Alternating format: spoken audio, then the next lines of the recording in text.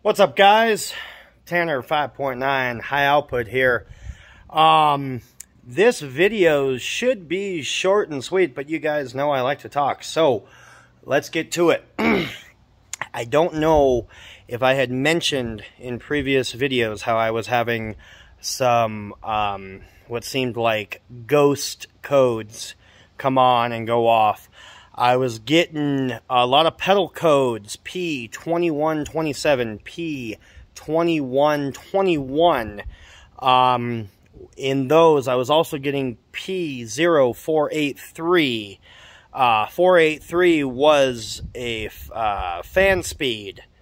21 and 27 were performance of the circuit that runs the accelerator pedal position sensor, aka your throttle. Well, lately it's gotten hot here again in Utah, so these codes started to throw again, and I'm wondering, fuck, where is the short in my wire? Well, I finally got another code that I know should not have been thrown no matter what in any of the temperatures that would reach my area of Utah within 3 months before me or 3 months from now. I got p2609. It was the intake air heater. Computer wasn't seeing it for some reason, so I was doing, ever since about this time last year, I was doing a bunch of research, wondering, okay, what's going on? I replaced the pedal, made sure the grounds and the connections were good on the batteries. Couldn't figure it out. Well, I started to realize, I'm like, you know what? As of this summer, these batteries that were in this truck that I bought about a year ago were about 2.5 years old now. So they were probably about 1.5 last year. Well, they were some something. They were not a brand name battery. They were something off. And the reason I didn't think of this at first is I always test the batteries. They were always reading, you know, shut the truck off a couple hours. They're always reading 12.6, 12.8 volts. They were reading what they were supposed to be reading, but I feel like they just weren't really good inside. And so I have replaced those batteries with 2 brand new interstate batteries from Costco.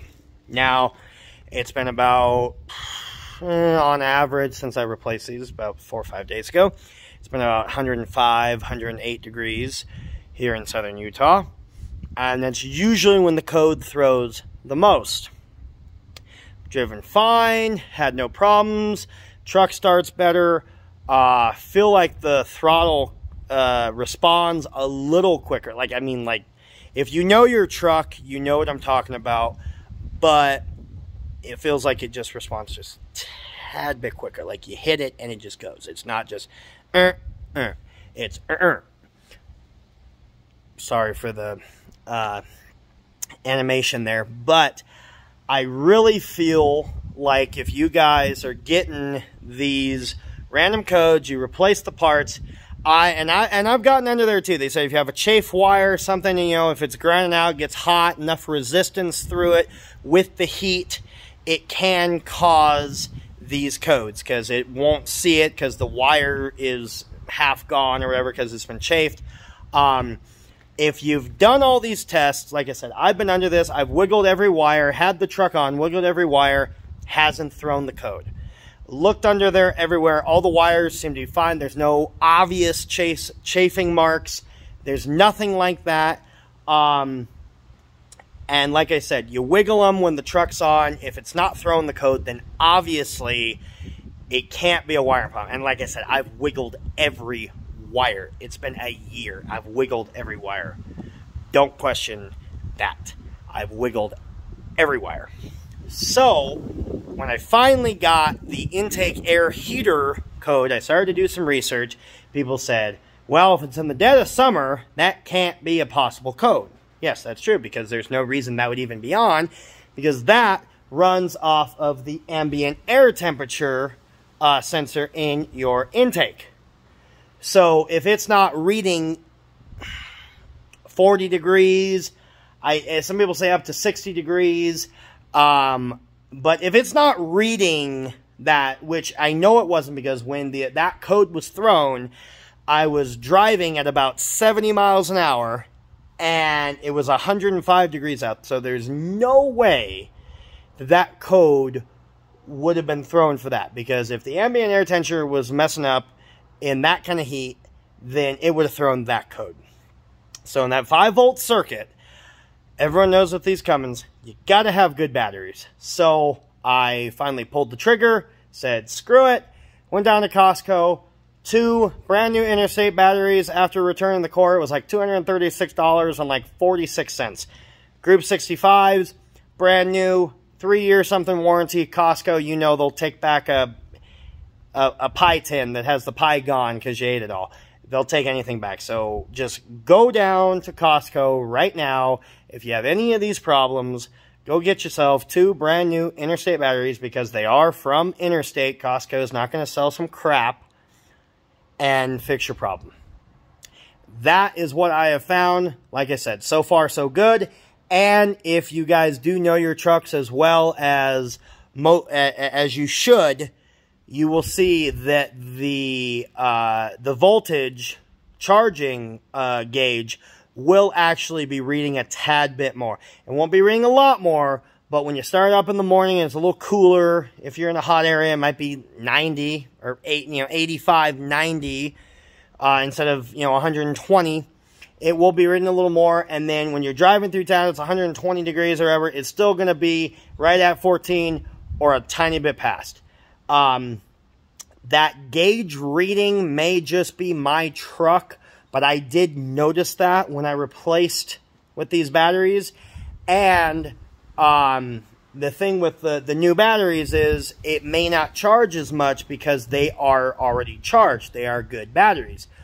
Older trucks, or not older trucks, older batteries may require them to be charged more because they're not getting quite that voltage they need, and the heat is just screwing them up. Same with the winters. Same with the winters. Why my codes were not being thrown in the winters, I don't know, but I do believe I have solved that problem.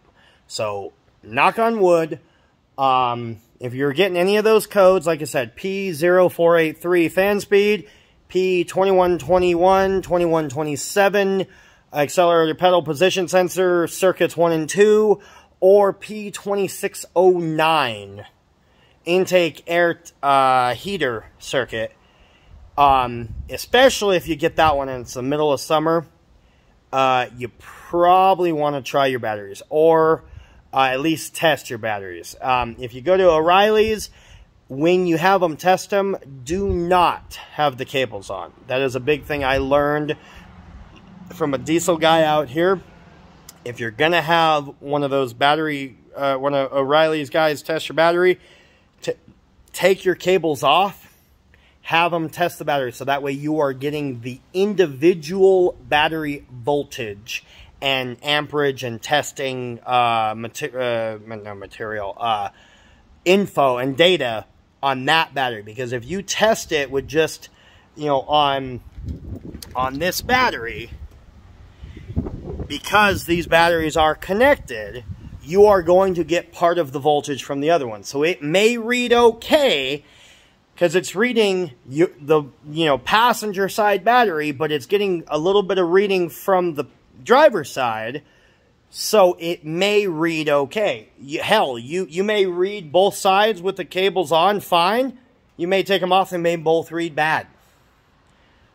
Do check that out, guys. I appreciate you guys listening to this. I'm just still really stoked that I've solved this problem. Truck runs better, starts up a hell of a lot better. Go ahead and leave comments, like, subscribe, all that stuff.